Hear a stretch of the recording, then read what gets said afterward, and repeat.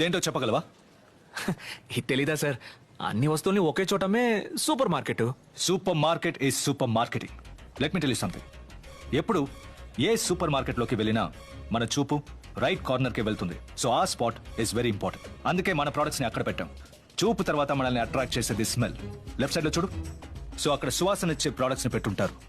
Nice fragrance కస్టమర్స్కి మంచి ఫ్రెష్నెస్ని ఇస్తుంది అంటారు. రా, లోపలికి రాగానే చేతికి బాస్కెట్ ఎందుకు ఇస్తారో తెలుసా? తెలుసు సార్, వస్తువులన్నీ పెట్టి తీసుకెళ్ళడానికి. ఒక ప్రోడక్ట్ కొనడానికి వచ్చిన కస్టమర్ చేతికి బాస్కెట్ ఇస్తే వెంటనే గిల్టీగా ఫీల్ అయి 10 ప్రోడక్ట్స్ కొంటారనే.